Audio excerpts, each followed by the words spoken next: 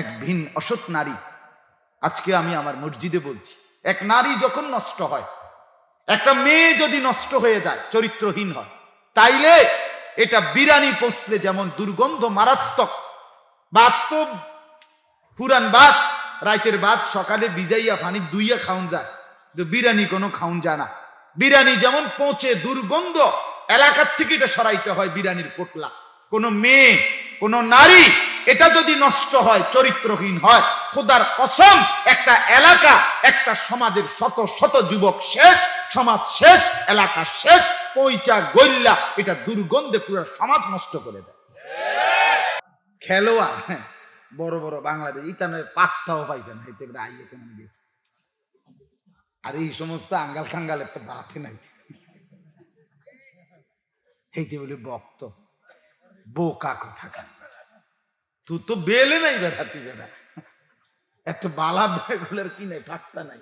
এতে এতে বক্ত আমার আর্জেন্টিনার সাপোর্টার, আমনে গোড়ার ডি আর্জেন্টিনা, আমনে দিকে ফিরিয়াও চান, আমনে আর্জেন্টিনার বক্ত আহাম্মক কথা কিসের বক্ত? হিন্দি সিনেমার নায়ক, হিন্দি সিনেমার নর্তকী, ক্রিকেট ফুটবলের খেলোয়াড়, সিনেমার নায়ক নায়িকা, তুমি তার ভক্ত হলে হবে কি ভাই? প্রতিদিন প্রতিনিয়ত তাদের চরিত্রের কুৎসিত ঘটনা নিয়মিত পেপারে পত্রিকা আসতেছে। আজকে এটা আত্মহত্যা করে, কালকে এটা ঘুমের বড়িয়ে তরি খাইয়া বিদ্যালয়। হ্যাঁ, আরে এই যে কয়দিন আগে আইলো একটা নায়িকা ঘুমের বড়িয়ে তুড়ি খাইয়া মরে যেতে লাগছে। এরপরে পত্রিকা এখন ধারাবাহিক আসতেছে, কতশো পুরুষের লগে উনার সম্পর্ক, না আরে বোন, অথচ সেই নারীর ফাঁদে রূপের কারণে কত যুবকের জীবন শেষ, কত যুবকের জীবন শেষ।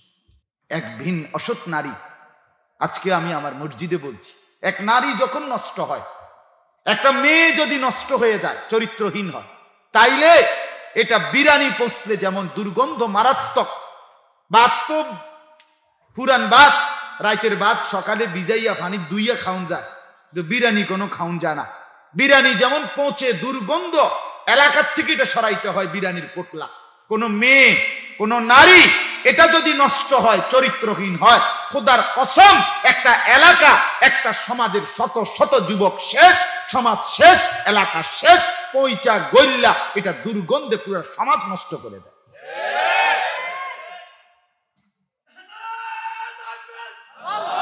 খেয়াল করার বিষয়, এটা জরুরি, এটা জরুরি।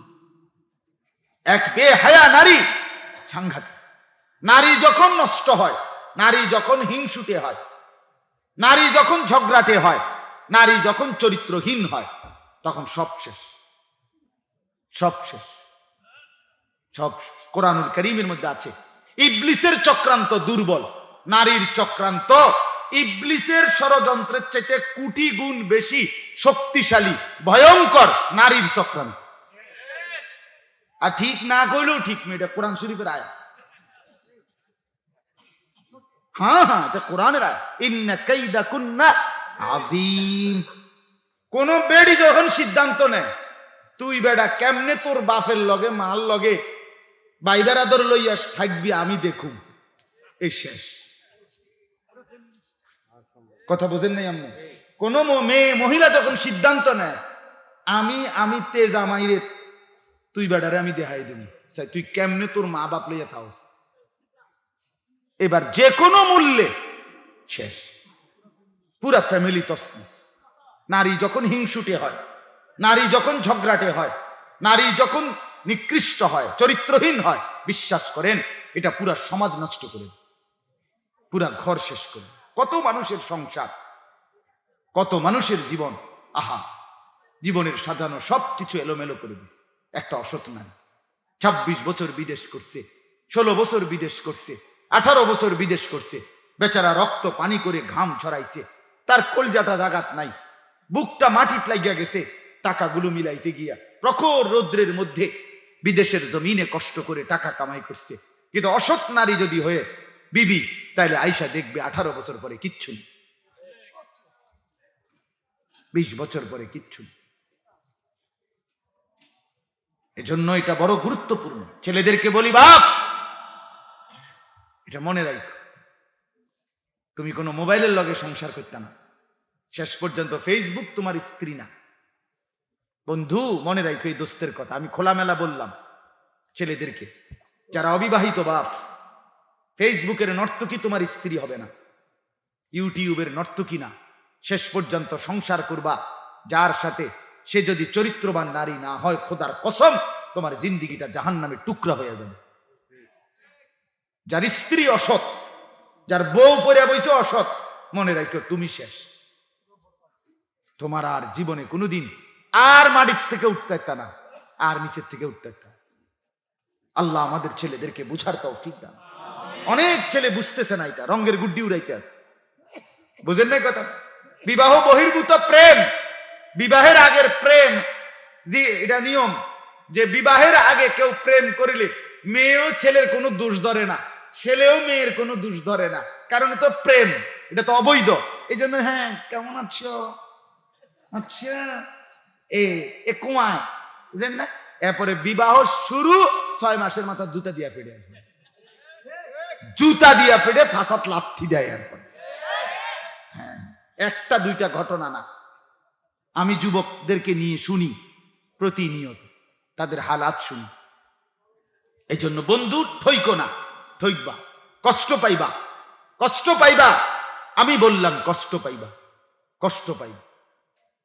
পবিত্র নারী আল্লাহর কাছে চাও, কোরআনে আছে আল্লাহর কাছে দোয়া করতে বলছে আল্লাহ, মুমিন দোয়া করো, রব্বানা হাবলানা মিন আজওয়াজিনা ওয়া যুররিয়াতিনা কুররাতা আয়ুন, এটা দোয়া করতে কইছে।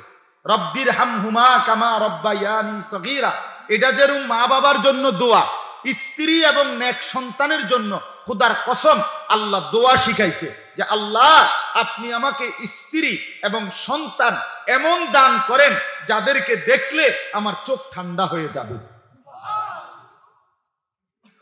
চোখ ঠান্ডা, অর্থাৎ কোন স্বামী যখন দেখে স্ত্রী শুধুই তার জন্য, তখনই তার চোখ ঠান্ডা।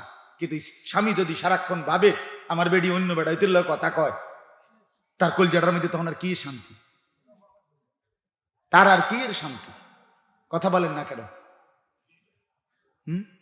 এই যেই কোনো চেয়ারম্যান রে আমনে জিগাইন, যেই কোনো চেয়ারম্যান, যেই কোনো ইউনিয়নের চেয়ারম্যান রে জিগাইন যে আপনারা সপ্তাহ মাসে বছরের মধ্যে মেল মিটিং সবচেয়ে বেশি কি এর করেন, ঠিক কিনা বলেন না কেন? আপনি জিগান, আমি তো জিগাইছি, আমি ব্যক্তিগতভাবে কয়েকজন চেয়ারম্যানকে জিগাই, হুজুর এই সারাদিন এই বেডি বেড়াইতে এই ফিডাফিডি আর এই স্বামী স্ত্রীর সারাসারি অথবা এই অসৎ কথাবার্তা, এগুলো চরিত্রহীন, জিনা, ব্যভিচার, পরকিয়া, অবৈধ সম্পর্ক, কথা বুঝছেন কিনা, এই বিষয়। আহ কষ্টের জীবন, এটা মুসিবতের জীবন। ছেলেরা ফিরে আসো আল্লাহর দিকে, চরিত্রটা ভালো করো, ইনশাআল্লাহ একজন হালাল পবিত্র স্ত্রী তোমার জীবনে মিলবে, তোমার দুনিয়াটা আল্লাহর কসম জান্নাতের টুকরা হয়ে যাবে। সুখে তো দরকার, সুখ পবিত্র স্ত্রীর মধ্যে, আনন্দ দরকার, আনন্দ হালাল স্ত্রীর মধ্যে, খোদার কসম। আল্লাহ আমাদেরকে বুঝার তৌফিক দেন।